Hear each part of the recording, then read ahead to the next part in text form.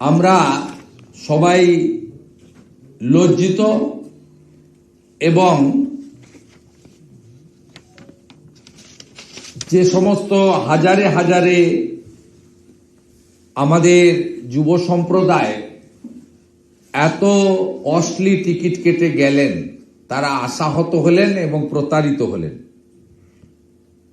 স্বাভাবিকভাবে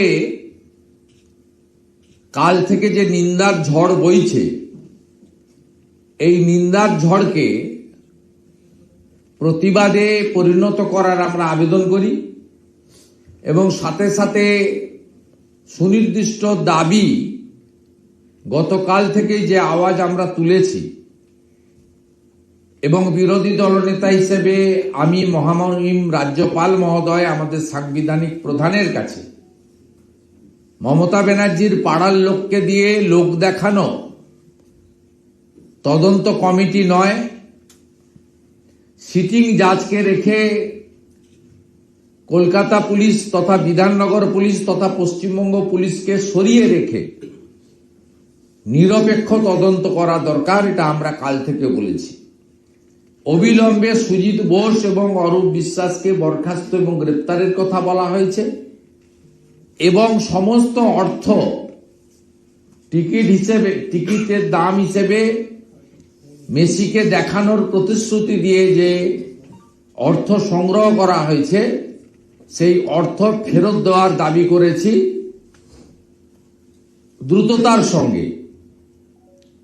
এবং আমরা আরো একটি বিষয় দুর্নীতি সামনে আনতে চাই।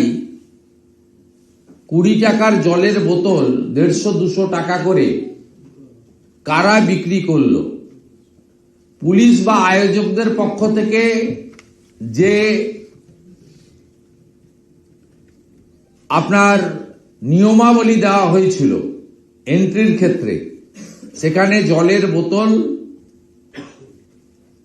নিষিদ্ধ বা নিয়ে ঢোকা যাবে না, বারণ করা হয়েছিল। তাহলে রাজ্য সরকারের পক্ষ থেকে মুখ্যমন্ত্রী 5,000-6,000 বেনিফিশিয়ারির সরকারি পয়সায় এসআইআর বিরুদ্ধে সভা করতে গেলে পিএইচই থেকে জলের পাউচ দেওয়া হয়। এখানে মেসির মতো তারকা আসবেন, 50,000-1 লক্ষ মানুষ আসবেন, তাদের জলের বোতল নেওয়া যাবে না এই তারকার নিরাপত্তার স্বার্থে। তাহলে রাজ্য সরকার কেন পাবলিক হেলথ ইঞ্জিনিয়ারিং দপ্তর অথবা বিধাননগর কর্পোরেশনকে দিয়ে পানীয় জলের ব্যবস্থা করলেন না? কে বা কারা 10 টাকার চিপসকে 100 টাকায়, 20 টাকার চাউমিনকে 150 টাকায়, 20 টাকার জলের বোতলকে 200 টাকায় বিক্রি করলো, যা ভিডিওতে আপনারা নিজেরা প্রত্যেকে দেখেছেন, ভাইরাল হয়েছে।